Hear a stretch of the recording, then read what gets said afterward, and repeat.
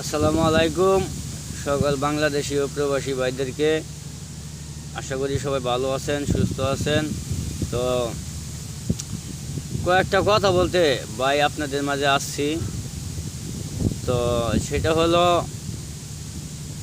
এই যে আমাদের কয়েকটা জেলা পানির নিচে চলে গেছে। তো সেখানে কিন্তু বিভিন্ন সংগঠনের মানুষ কাজ করতেছে।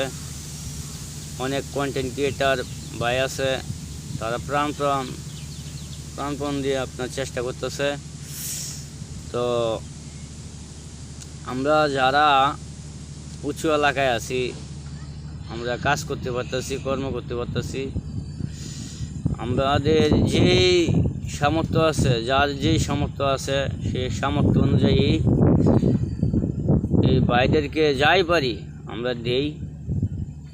তারা যেহেতু কাজ করতেছে, আমরা যেহেতু যেতে পারিনি, কাজ করতে পারিনি, তো এটা আমাদের জন্য একটা দুঃখের বিষয়।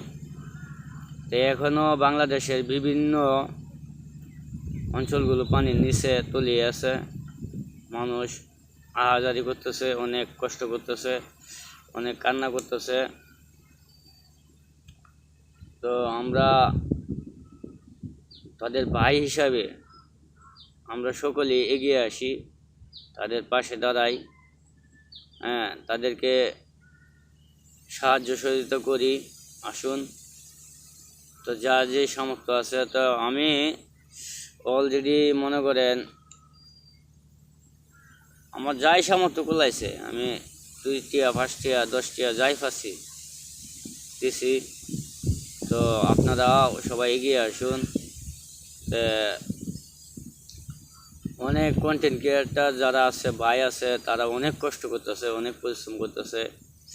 আমি ইমরান ভাইরে দেখলাম, সে অনেক কষ্ট করতেছে। তারপরে আরও অনেক কন্টেন্ট ক্রিয়েটার ভাই আছে, তারা অনেক কষ্ট করতেছে। অনেক ইউটিউবার আছে, তারা কষ্ট করতেছে।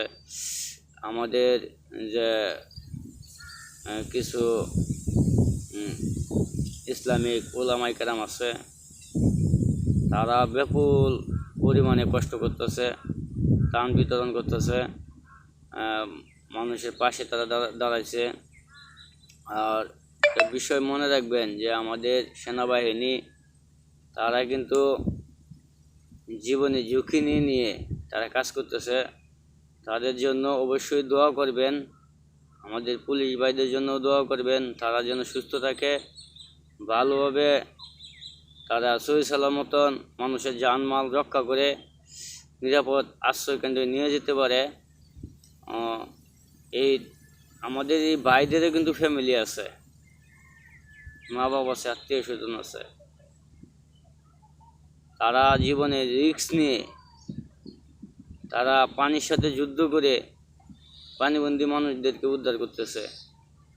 তাদেরকে আমার পক্ষ থেকে সেলুট ও সালাম রইল। পাশাপাশি আমাদের কন্টেন্ট ক্রিয়েটার ইউটিউবার ভাইদেরকেও আমার পক্ষ থেকে সেলুট ও সালাম জানাচ্ছি। কারণ দেখুন, আমাদের দেশে 16-17 কোটি 18 কোটি মানুষ আছে। তাদের মাঝে এই 3-4টা জেলা পানির নিচে তলিয়ে গেছে। প্রায় 16-17 লাখ মানুষ পানিবন্দী হয়ে গেছে। এই বিপুল সংখ্যক মানুষদেরকে উদ্ধার করা, তাদের কাছে ত্রাণ পৌঁছে দেওয়া, তাদের কাছে যাওয়া, এটা কিন্তু একটা চ্যালেঞ্জের মোকাবেলা। আমি মনে করি একটা চ্যালেঞ্জ।